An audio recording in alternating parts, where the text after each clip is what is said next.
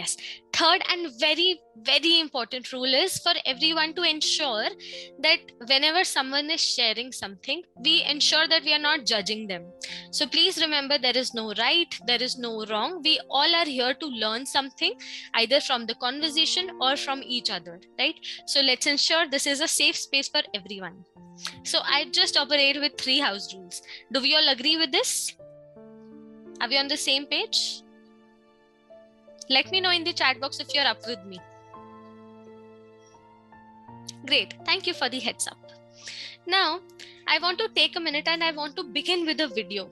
And please remember, there would be a lot of times where I would be asking you to do certain things or asking you to write or type in the chat box. So please be ready for that. And let's begin by watching a quick video. Let me know if this is audible. Was this audible? Right?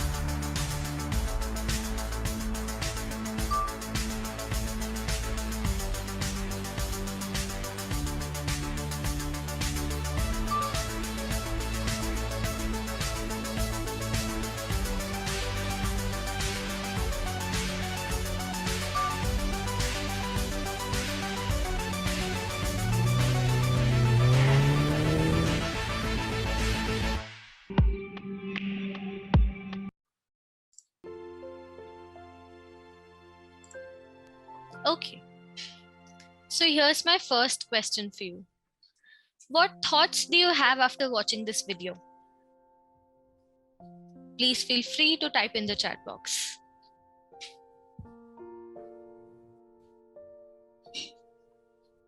So I see KK Sharma has raised their hand. KK, you can unmute yourself and talk.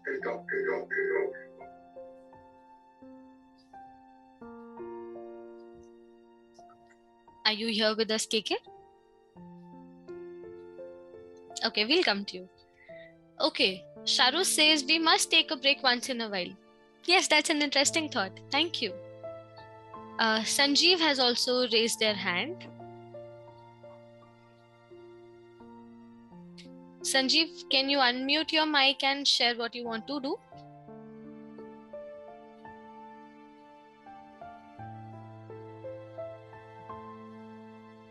Okay, not sure what's happening here. We'll come back to you, Sanjeev. In the meantime, I'll just go through what's happening in the chat box. Shambhavi says that break is important to boost our energy. Abhiraj says, I will share this with my close ones. Okay, great that you have a takeaway already within the first 5 minutes of the session. Great, thank you. Someone says barriers came till you reached the destination. Yes, so there would always be certain obstacles. Sujit says appreciate ourselves for the wonderful things that we do and take a break once in a while. Interesting. Priyant says the barriers that we face helps us to upgrade ourselves. Absolutely interesting thought. Okay, Pavan says I never thought about breaks like this. This I'm going to share with my rigid riding buddies. Oh, interesting. A little pause is always beneficial if we find that things are not going well. Absolutely. Okay, Shalini says problems are a part of our life and we must not lose our faith. Interesting. Need to take break once in a while. Great. Now that we all agree that taking breaks is important, that is the theme for our today's session, mastering the art of relaxation. Now we all have agreed that it's important to take breaks. I have a quick exercise for you to do a realistic assessment to see what actually do we end up doing. Give me a second. Right.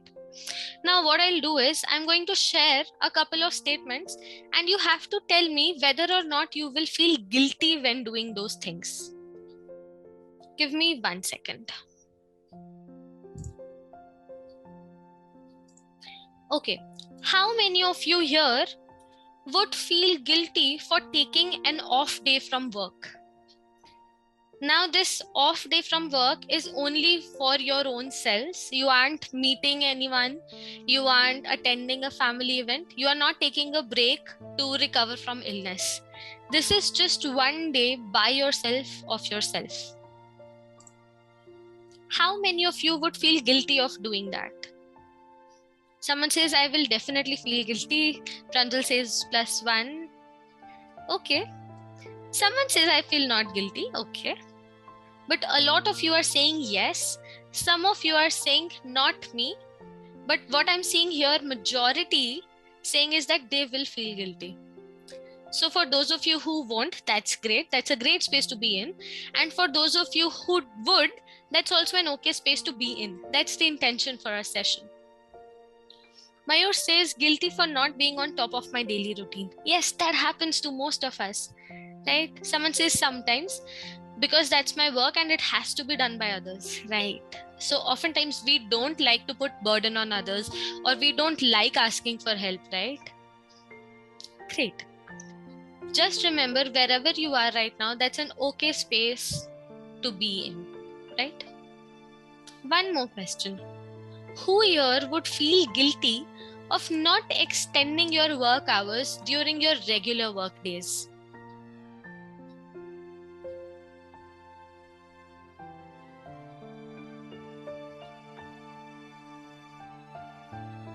So a lot of you are saying yes +1. Yes, Surya.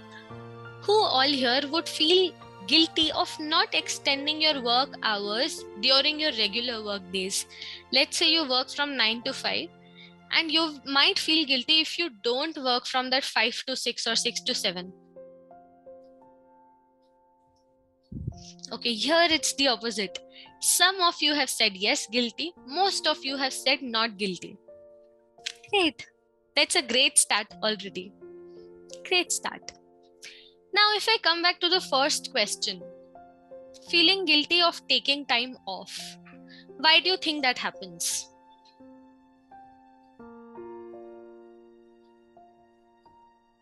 Why do you think we feel guilty when we think of taking time off?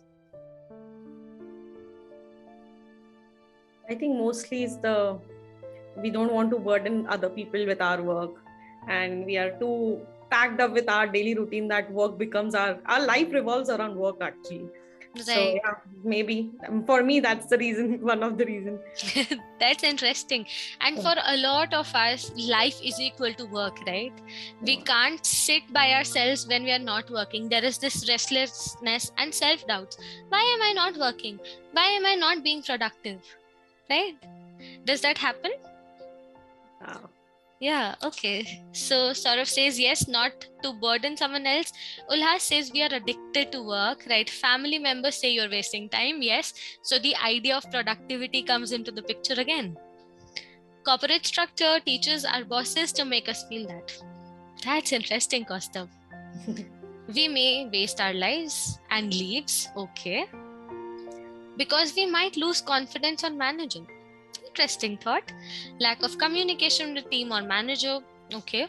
So lack of support, right? I want to take a leave, but my team members or managers aren't supportive enough.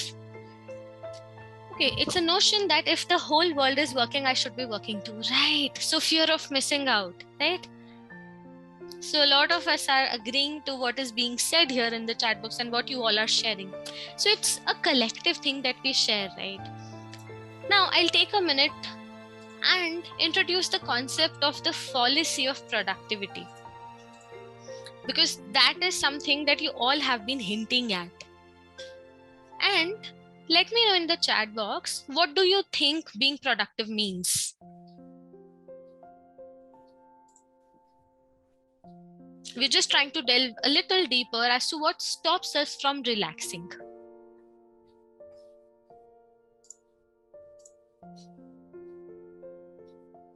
Okay. Good time management, getting the right thing done in the right manner within the right time span. Okay. सस्ते में ज़्यादा फायदा. Okay, interesting. Making bets out of your time in effective and efficient way to do best work. Love your work you do. Okay, make yourself busy with work which will help you grow and learn. Okay. Okay. Everybody should like our work. So that's an added pressure, no, Naveen? And I think it's not just Naveen, it's just Naveen who has verbalized it, but it's a shared thing, right? The idea of perfectionism, the idea of thinking and worrying so much about the outcome that, oh, what if I fail? I don't want to fail, hence my work should be perfect, right? Higher turnout per unit, okay, achieving daily goals. So many different ideas of productivity. Interestingly, the pop culture has many notions about productivity, and you can see them on your screens. And many of you have shared those things. So the idea of working a lot more and harder, making it the best thing in the world, right? Sleeping less and resting less, because if I do that, am I wasting my time? Am I wasting my leaves, right? As you have said already, the pressure, not being in our own selves, with our own selves, the pressure of being busy, the pressure of following the herd, right? Fear of missing out. Others around me are doing hustle. They mentioned that they have been working till 12 or they got a call on Saturday and Sunday. Hence, I should also do that, right? And multitasking more to get a lot more done. That can have different aspirations, but that's also happening. Now, which of these pointers apply to you? Do you think, are you lying in the spectrum of fallacy of productivity?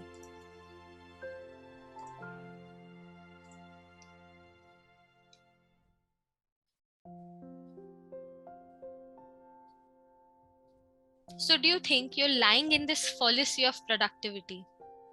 I think I lie in all the points. Yes, and that happens to most of us, right? Thank you for the honesty. Yeah. Okay, Abhirat says 6. Okay, Shalini says yes. Atif says all of the above. Right. Saurabh also says all of the above. Right. Now that's the intention behind having this conversation, that this is just the fallacy of productivity. Now, productivity can mean different things to different people, but this is almost always the things that keep us from relaxing. And if I'm not relaxing, what impact does it have on me? If I am going by this hustle culture, if I'm going by the social norms or how it's operating within my organization, what impact does it have on me? Any thoughts? When I say me, I mean you. What impact does it have on you? How does this impact you? Saurav says efficiency. Okay, Saurav, does that increase or decrease? Burnout, yes. Anxiety, eventually performance falls down. Efficiency decreases. Shubham says stress, right? Naveen says it decreases productivity, right? Now, ultimately, my idea is to perform, to be where I wish to be, right? To get that promotion, to get that raise, to get that social recognition, to feel fulfilled in my career, to meet the purpose that I joined my work with, right? Ultimately, when we get into that vicious cycle, that is the only thing that is getting impacted, right? The first thing that you start with ends up becoming the cost. So do you see the relationship here? Anxiety, yes, health issues will introduce, right? Overthinking, yes, exactly. Now, a lot of reports say that nearly 55% of Indian working professionals, they experience stress every week. Nearly 70% of Indians, they experience stress due to their workload and pressure. Do you see the extent of these numbers? Do you see the intensity of these numbers and researches? And as you have already mentioned, it affects so many things, including your performance, your quality of work, your health issues, your physical health, your mental health.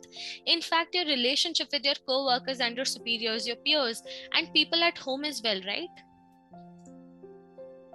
How many of you would agree with me at this time? And how many of you would disagree with what you're seeing on your screens?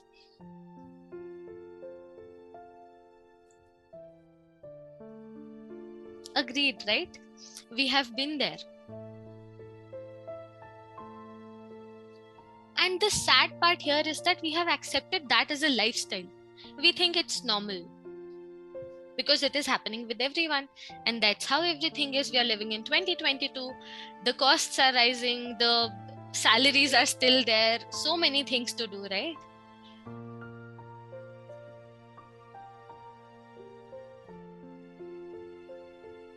Cost of this session is only for employees like our members, Onsurity members. If you're worrying about your employers are there, I don't think your employers are there. Don't worry. That's an interesting conversation. Okay. Yeah. Saurav says, just a thought, to be honest. Okay, if I tell, we all know how we are affecting ourselves. Most of us are just procrastinating things which will improve us. That's interesting. Yes. So this conversation is bringing things to the surface, and from here we will move on to ways in which we can de-stress ourselves, we can relax, and actually those are very simple things that we don't procrastinate with. A lot of times we end up procrastinating because either we don't know the importance of the things, or even if we do, the tasks that we want to pick up are so huge, they are so large, they make us feel intimidated or overwhelming, as if it is almost unrealistic and impossible to move that mountain. So here in the next conversation, we are going to focus on certain hacks that we can practice in our regular lives so that it becomes a lifestyle. Very simple, minor hacks and lifestyle tweaks. Now, to move on to that conversation, I want to know from you all, what are some of the things that you do to de-stress or unwind yourself? Shubham says music. Okay. Kiran says yoga. Sharu says doing nothing. That's interesting. Costa says meditation, music, walking, traveling, movies, evening with friends, spending time with friends, connecting with pets, reading, gardening, okay, swimming, movies. Great. So many hacks. Kritika says no social media. Yes, digital detox. Traveling long distance, okay, playing with friends, spending time with children, time with family, okay. Thank you, Sarita. No tasks at all, visiting beach, okay. Glad you have the access to a beach. Good to know that, Ganesh. So, the things that we do, they either help us deal with our stress or they distract us from the problem. But ultimately, the problem remains there. In the meantime, we can choose to distract ourselves by maybe playing with pets or watching a movie, binge watching, binge listening, eating, so on and so forth, or maybe spending that money on Myntra and Amazon, or maybe spending on that on Swiggy and Zomato, etc. That's one way to look at it. And another way that might help here is to connect with your loved ones and being able to talk about what's bothering you, right? So many things like that. So I want to introduce 4 strategies, actually 4 categories and multiple strategies within them that are healthy coping mechanisms that help you deal with your stress instead of distracting yourself from that. Because ultimately it is bound to come back to you. Now imagine that right now everything is like a pressure cooker. And your regular stressors like fight at home, the deadlines that you're running behind, or maybe the appraisal season that you had, so many things is just adding in the pressure cooker. What is likely to happen to this pressure cooker? I think everyone knows. Yes, it will burst, right? Yes, it will burst. Now, what can we do to prevent it from bursting? Is my next segment. We have to release the tension, right? And oftentimes when we distract ourselves, that is also leading a pathway to the pressure cooker bursting. So the 4 strategies that I'm going to share are going to be the ones that will help you resolve or deal with it. Starting with the 4 categories: being strategies, moving strategies, talking strategies, and writing strategies. You have covered many in the chat box. We will do guided demonstrations of all the categories in next 30 minutes. And I will also share certain other hacks and rationals as to what happens when we do these things. So first we'll begin with being strategies. And the first one here says practicing mindfulness. Does anyone know what is mindfulness?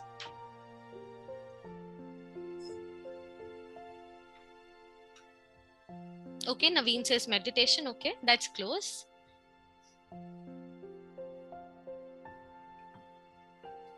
Focus, meditation technique, self-time, being content. Okay. Yes, getting a gauge of your aura, knowing yourself. Okay. The art of being present in the moment. Thank you, Sana. I will pick that up. Rest other things that you have shared are the benefits of practicing mindfulness.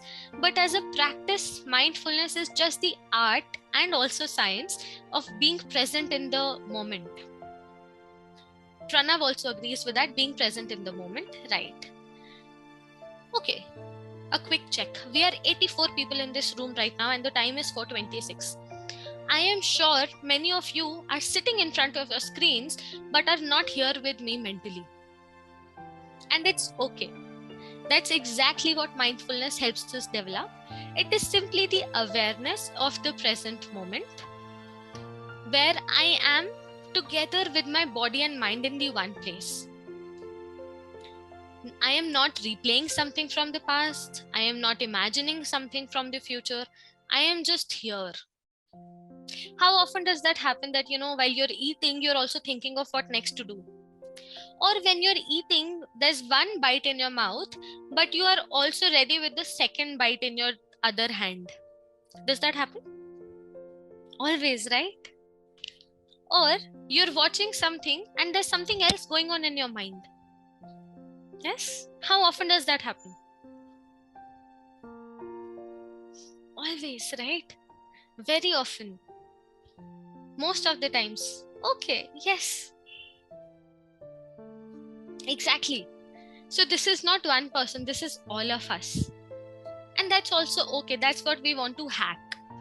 Why this is important in relaxing is because when we are too cluttered with our thoughts, we also start to associate with those thoughts. We start to evaluate whether the thought is true, whether it is false, what would happen, getting into all the what ifs. And hence with the thought, we start to associate with the feelings and emotions. Now, if the thoughts are unpleasant, of course, the emotions would be unpleasant. And hence we are in this loop of constantly stressing out.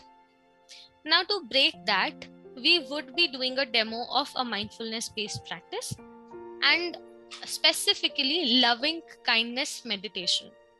Now, loving kindness meditation is a form of mindfulness practice which is geared toward eliciting unconditional states of kindness towards our own selves and others.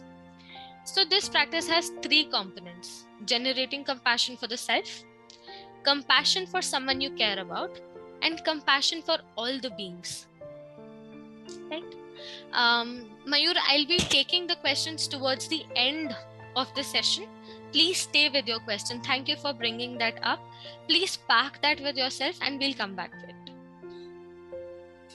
Thanks, Mayur. Now, coming back to the loving kindness meditation, this comes from the paradigm mindfulness-based stress reduction. It was pioneered in 1970s and it has been scientifically proven, accepted, and being utilized by many professionals. Now, I want you all to gently close your eyes.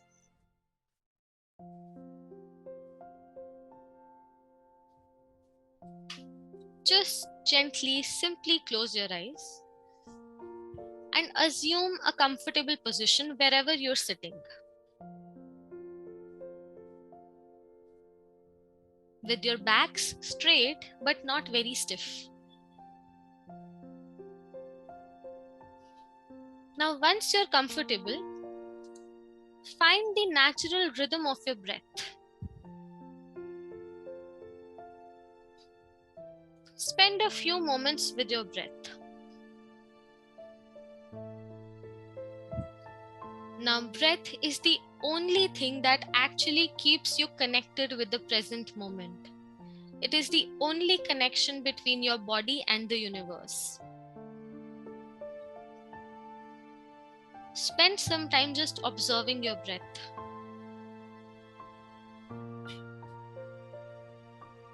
Don't alter the pace of your breathing. Just observe it as it is.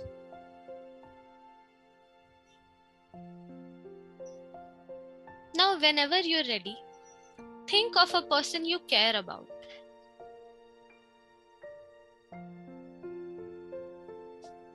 This could be anyone in your life, one person that you care about. And take a deep breath, hold it, and slowly exhale.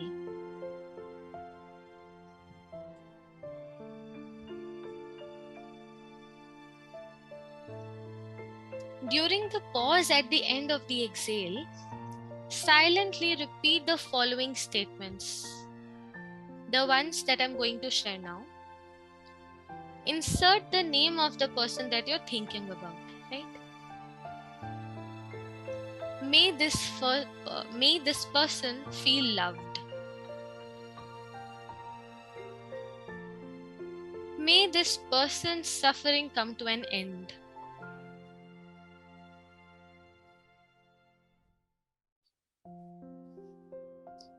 May this person feel contentment and compassion. And may this person feel at peace.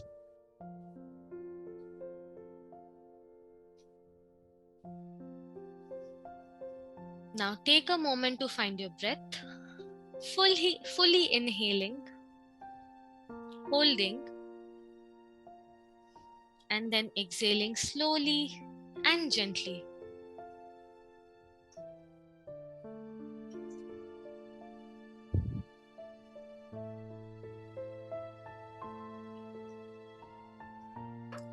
At the end of this exhale, find your pause and say the following things silently to yourself.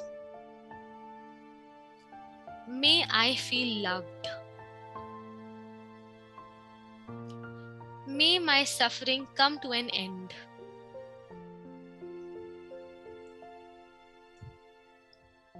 May I feel content and compassionate. May I feel at peace.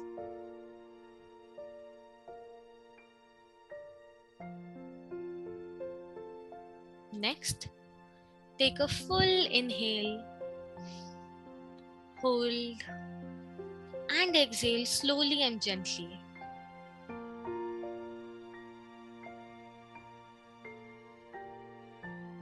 At the end of this exhale, find your pause and silently say the following things to yourself. May the whole world feel loved. May the whole world's suffering come to an end.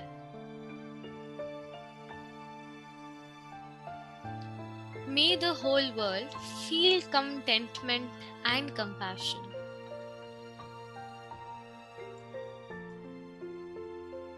May the whole world feel at peace.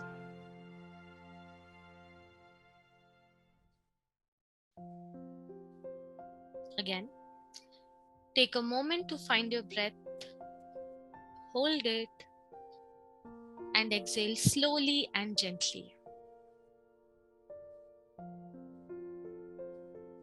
Remember to end with a full inhale, hold, and a gentle exhale. And finish with a pause. Without any judgment, take a minute to notice how are you feeling right now. Just notice how are you feeling in the moment.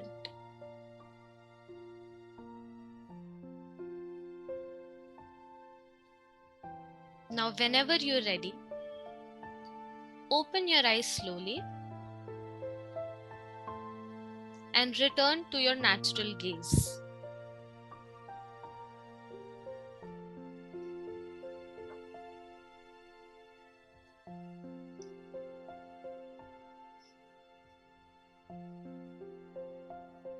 Whenever you're back, let me know in the chat box how are you feeling at the moment.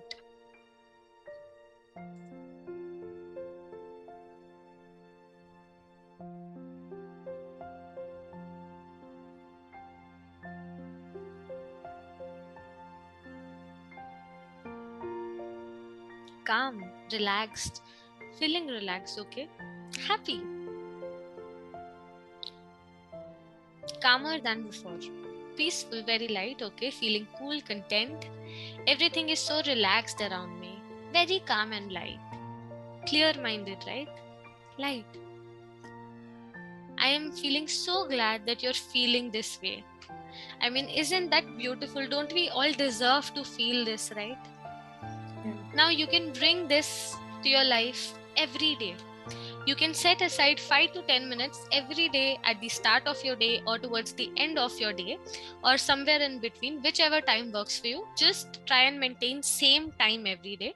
Just start with 5 minutes. I'm not saying go into the practice of 30 minutes. I'm not asking you to go to Himalayas. Just 5 minutes once in a day, and imagine hitting that reboot button every day. Imagine what would happen if you feel this way every day, at least for some time.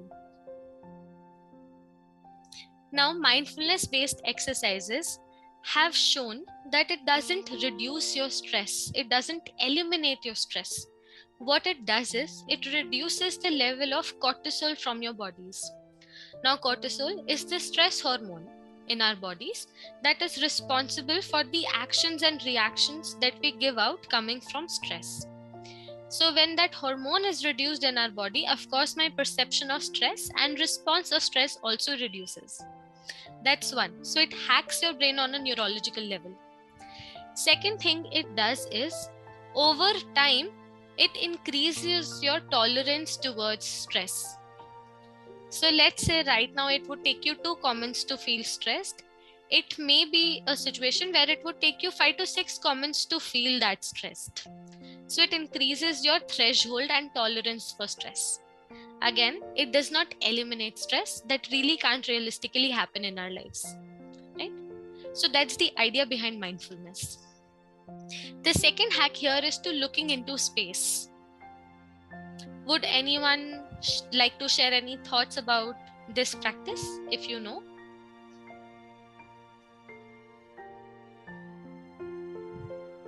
Any thoughts that come to your mind, please feel free to share in the chat box.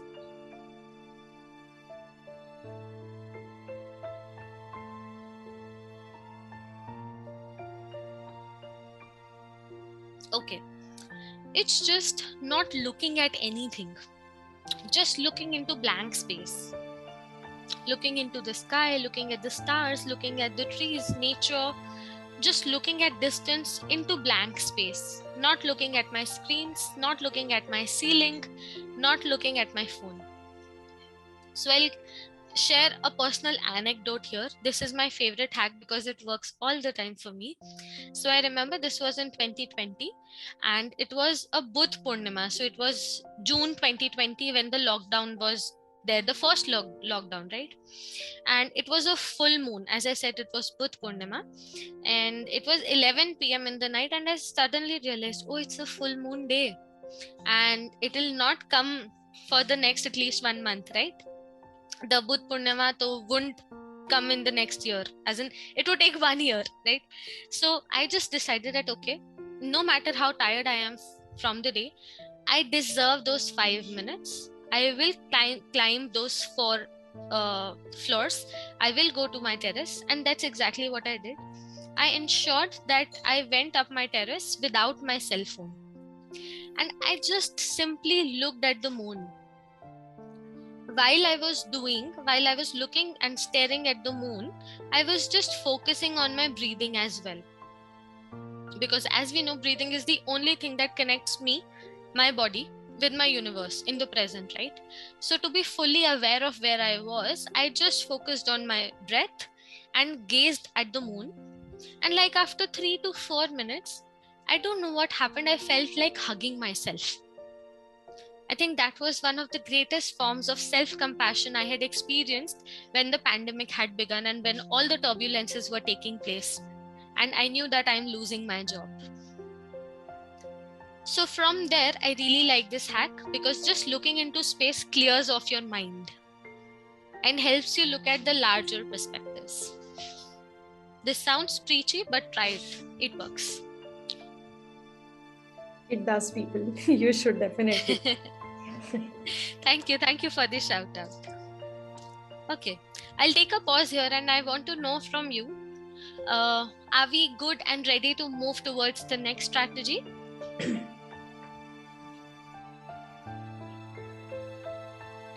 Great. So next up, I want to introduce moving strategies. A lot of you had mentioned exercising, going out for walks. That's pretty much that. Simple regimes, right? Jumping jacks in your place if you don't have the time to go out for gymming and hardcore exercises, right? Just as simple as walking, jumping jacks, on the spot running, etc. So what happens is when we move our bodies aerobically if possible, we strengthen our brain in many ways. So when stress affects the brain with many of its nerve connections, the rest of the body it feels the impact as well. So for example, when you're feeling too stressed, you might have noticed that, your shoulders are too rigid, or your jaw is clenched, or you start having headaches, or there are sleep issues, right? Because the stress is now reflecting in the body. So now when we move, we are again trying to reverse it. What happens here is when we move, there are active hormones that are released in our brain, such as endorphins. Endorphins are the natural painkillers. Like we have painkiller medicines, right? So endorphins also help you do that. It's like natural painkiller, and it also improves the ability to sleep, and that in turn reduces stress. So that's the science behind moving. I know we all know that we should move at least these many hours in a day, at least these many times in a week, but we often don't do that. Hence, the idea is to build small regimes in your day that you think you can actively do. For example, once you get out of the bed, just do 5 to 10 jumping jacks. Or for example, whenever you take your lunch break or whenever you mark the end of your work day, you take out 10 minutes to walk around. And along the similar lines, another hack is to connect with art and connect with nature. I had also shared the example of connecting with nature there. And a lot of people say that when they're feeling too stressed or when they're in adverse situations, difficult life situations, connecting with art feels like a safe space to vent out, to express. I may not have a person at all times with me, but I do have my pen and paper. I have my colors. So I can create my own safe space as and when I want to let out my emotions instead of suppressing them. Remember the pressure cooker analogy? So we are bringing that in here. Now, do you know any of the famous celebrities who would use the moving strategies?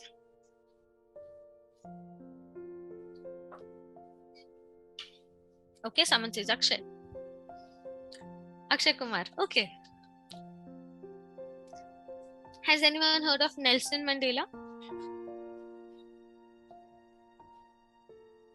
Someone says yes. Okay. Now, Nelson Mandela also had a fitness regime even in the time he was in prison before becoming the president. And he had a regime of on-the-spot jumps and on-the-spot running and push-ups. So he had this regime, and it has been mentioned in various articles. You can look up for that as well. Nelson Mandela's fitness regime, even when he was in the prison. And that's what kept him going on. And that's what added to his resilience. Later on, he came and became the president. So you can read up about this. Now we'll do a little hack here. I want you all to stay sitting, or if you want, you can stand in your places and just move your neck. I can't see you, but I hope you're doing this. Just move your neck. Slowly and gently. Also move your shoulders. We have been sitting all day long, right? Just move your shoulders. Now stretch your arms.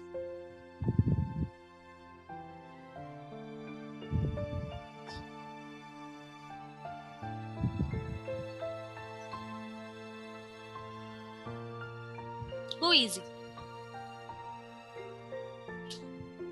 Once again, stretch your neck.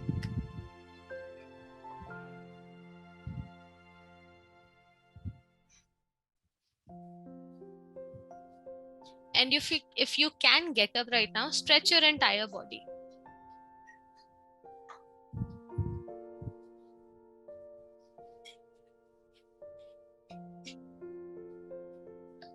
Do you see that the physical tension in your body has automatically reduced?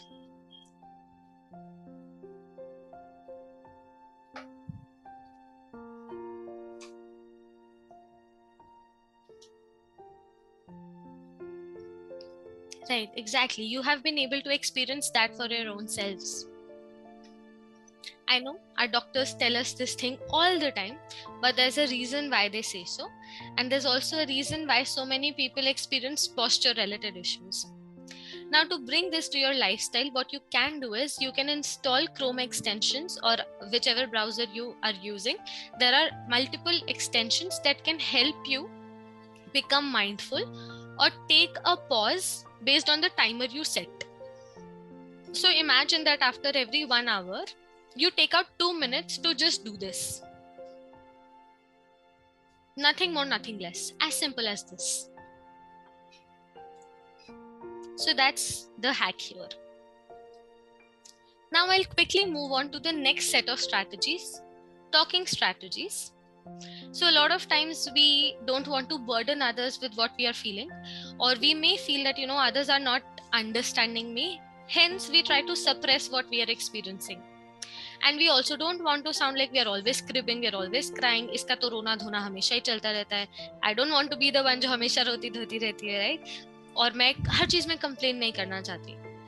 Now, complaining might be a bad reputation, but it's not always a bad thing to vent your feelings out when you're especially feeling stressed.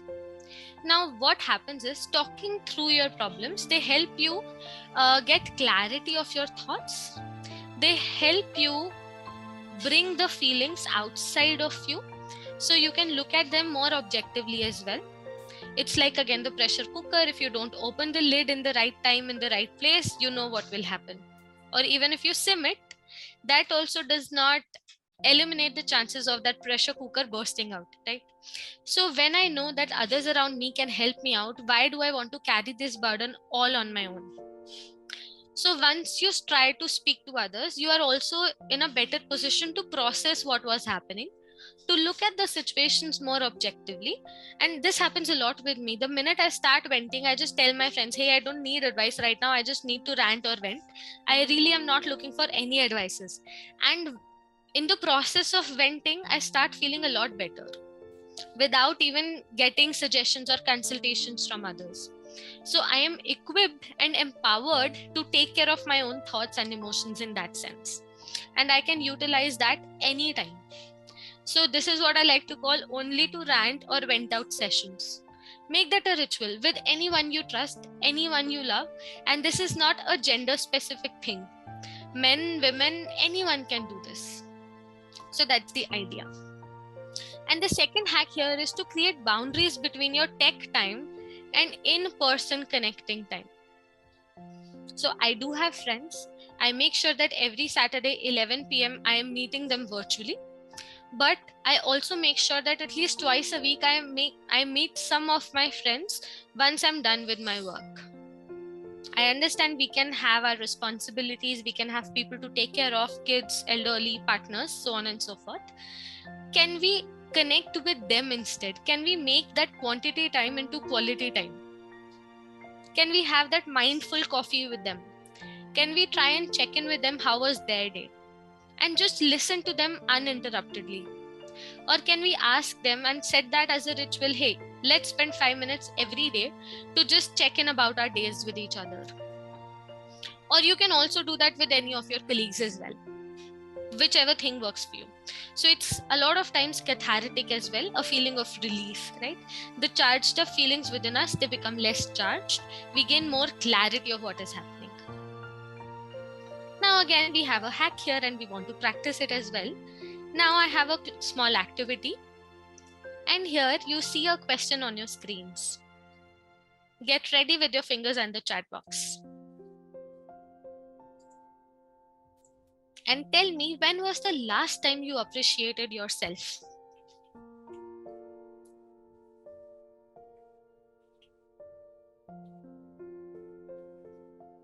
Never. 2 days before, I appreciated myself almost every day. Okay, just now, few minutes back. Okay. Yes. We also did the compassion exercise last week, 4 months before. Can't recall. I forgot. Last week. Before 5 hours. Okay. So some of you did that today. Some of you did that this week. Some of you did it last month. Some of you don't even remember when was this. Right? Now, here's a moment to do that for yourself. I hope you all have a paper and a pen with you. Now, write down 3 self-appreciative statements. For example, I am doing a great job wherever I am right now. Or maybe, even if I am not satisfied with where I am right now, I am learning and exploring.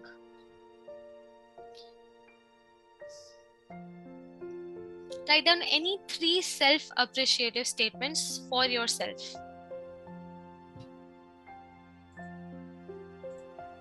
Could be really simple ones. Priyanka, when was the last time you appreciated yourself? So I appreciated myself 3 hours back. Oh. I was given an opportunity to do a workshop in another city itself, and I said yes to that.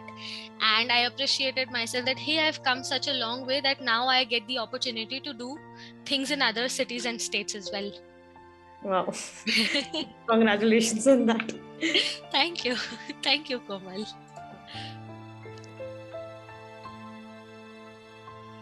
Thank you, Geeta.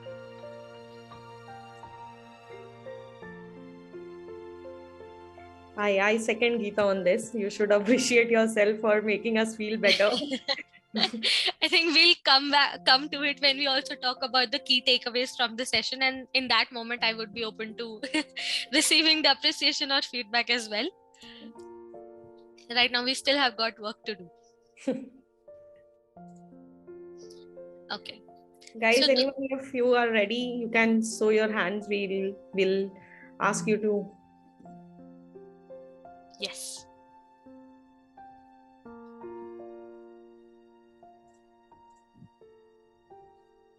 So Ganesh.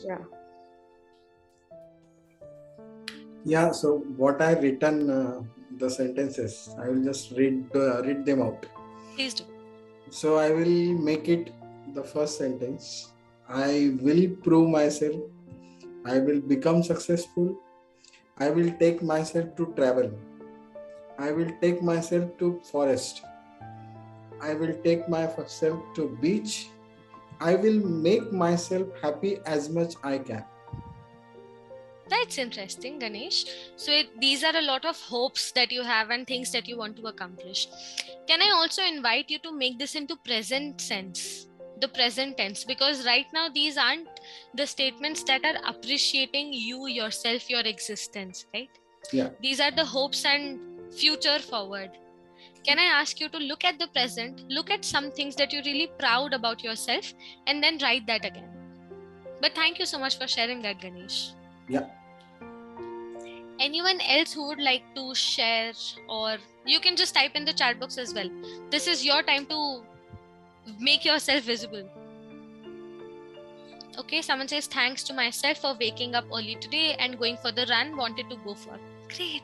That's a great start to the day. I am taking care of my kids while working. Right? That deserves appreciation, right? For your own self. Anyone else who would like to share?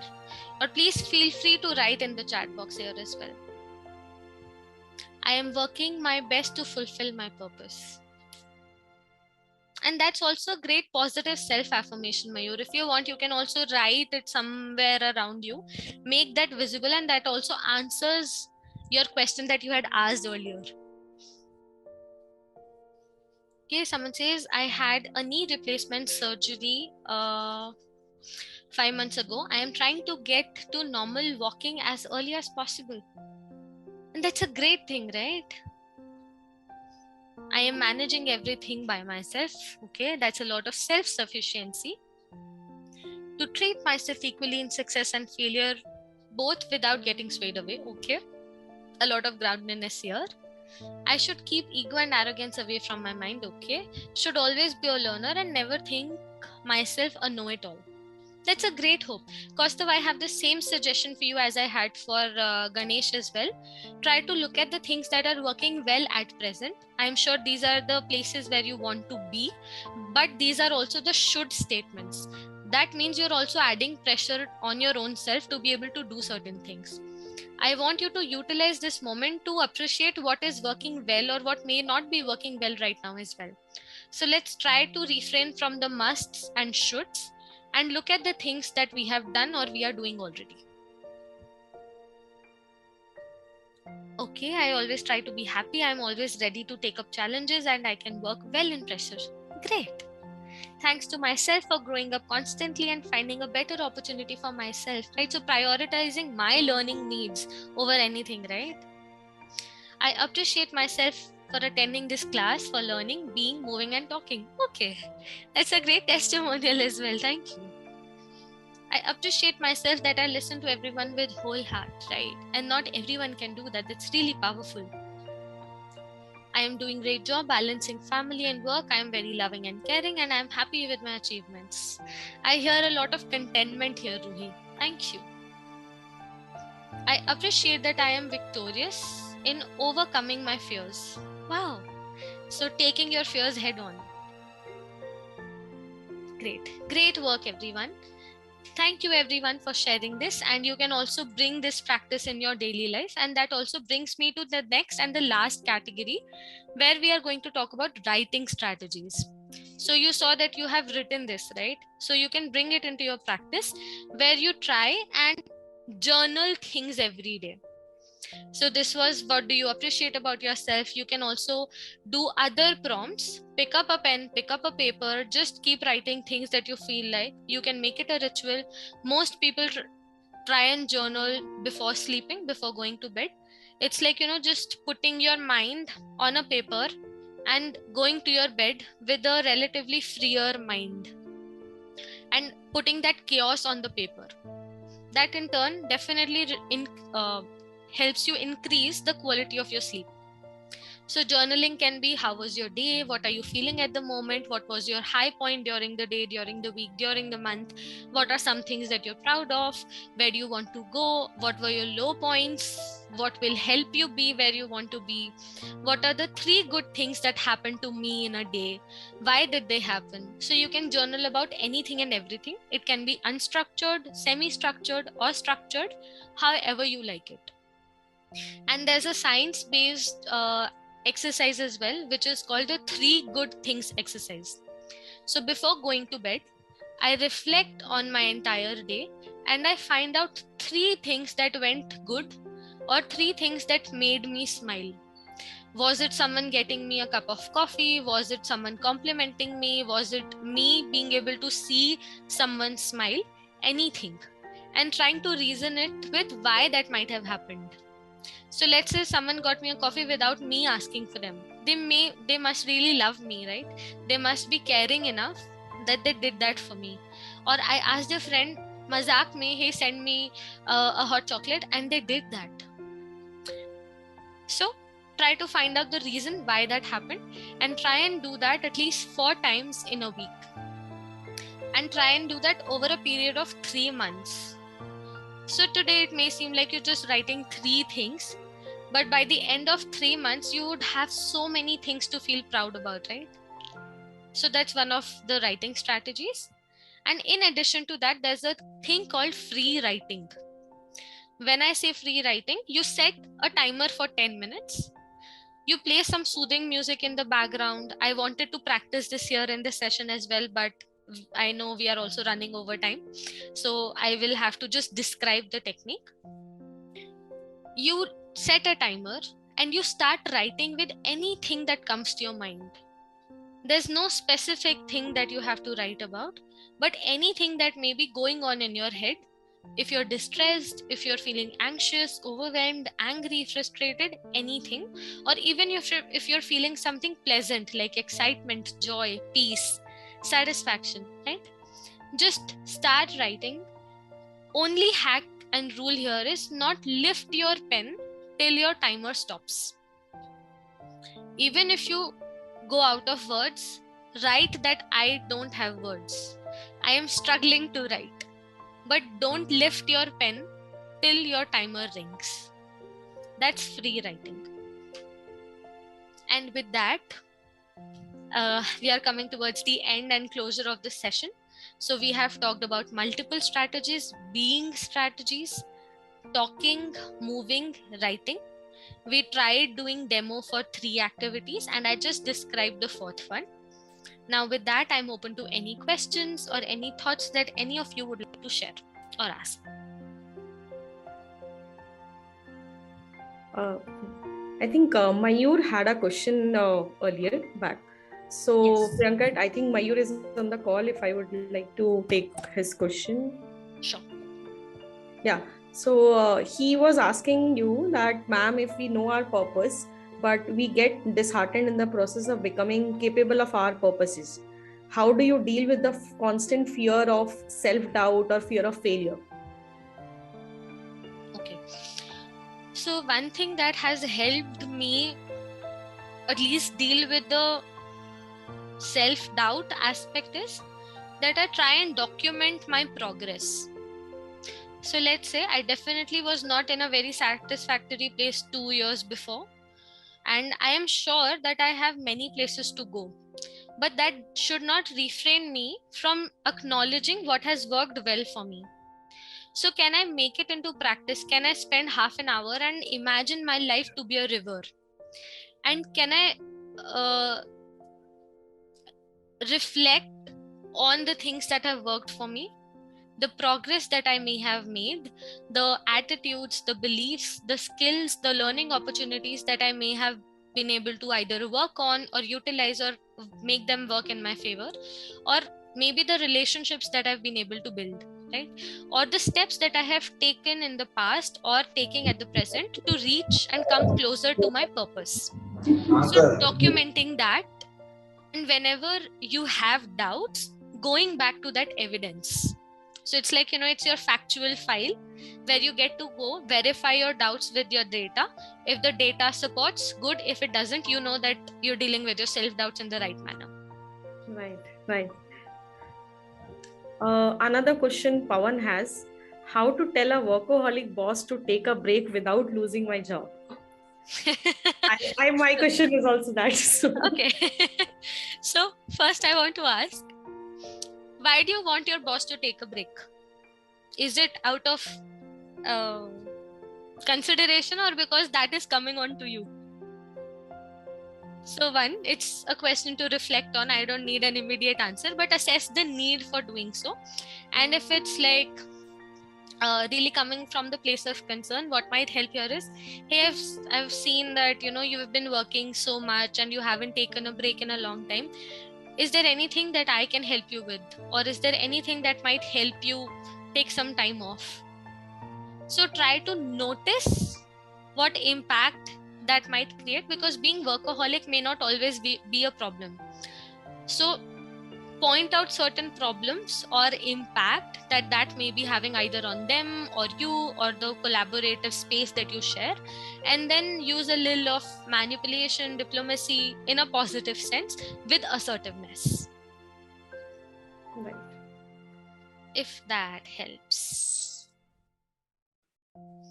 Okay. There's another question from Mayur. How to perform well in psychology test, or what do psychologists look into the candidates while judging them? All positive or happy person, or who can overcome struggles? A bit practical. Mayur, can I ask you the context of this question? Because psychological assessments are done for different purposes with different audiences in different settings. So I want to understand the context where this question is coming from to be able to answer. Because in any psychological test or an assessment, all we ask is for you to be authentic and honest and not give socially desirable answers. Not coming with an intention of performing well, because that may not indicate the real thing. So that's one very important thing to keep in mind. Second, assessing the purpose of it. Is it for a hiring? Is it like a hiring assessment? Is it in a therapy setup? Is it in a career coaching setup? Wherever it is, manipulating that will not help. Because the tests, they have predictive validity as well. Let's say right now you're marking false things today. It will come in the performance if it is not a personality trait or if it is not an aptitude. So it will come in the performance ultimately. So we can't fake it till we make it here in the tests. And any psychologist does not look for any specific thing. We are grounded by data. We let the data surface and then we see what needs to be done, again based on the purpose. So we don't look out for any specific things, and we know that there is no one who can stay positive and happy at all times. And we deeply encourage that as any human, it is okay to pay attention to the difficult and unpleasant emotions as well. Right. Right. Priyanka, Nilisha has shared some insights from TED Talk she has heard today. So I think we had a discussion about this, that we can't remove stress from our lives, like it's impossible. But what we can do is minimize their effects and maybe work on these strategies that you shared, like insightful strategies that definitely will help us. So yeah, I think thanks Nilisha for that insight. It's really helpful. Yeah, it's like also adding more weight to what I shared. Right, So right. thank you for the validation, Elisha. Okay. Afsal says, I have pain in my back. Please recommend my medicine or physiotherapy. Afsal, that is beyond my competence area. I would recommend you to consult a general physician or an ortho. I'm not the right person. To add to that, Afzal, you can take our membership on Onsurity, and our doctors team will help you and recommend the best medicine or maybe the physiotherapy you want. And it's at discounted prices, just to quote it. So you can take advantage from them. Okay, so there's another concern shared. Okay, most of the times I experience unpleasant emotions. I break down sometime and I figured out there is an episode going through my mind from my childhood till now. Okay, which includes every single incident which did not work out for me. Is it normal or I need some therapy to overcome this? Okay, so there are a couple of things and multiple layers here.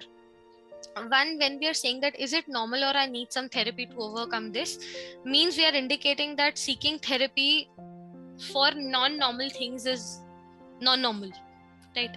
So a lot of times we don't need to have specific diagnosed mental health disorders to be able to reach out to a mental health professional.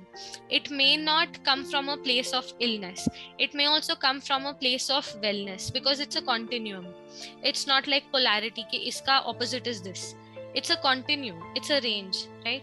So from that perspective, if there is anything that is bothering you, it could be something minor in your life as well and something major as well, right? Some childhood experiences, some traumatic experiences, or anything. It is absolutely okay to reach out to a mental health professional at any stage, at any time.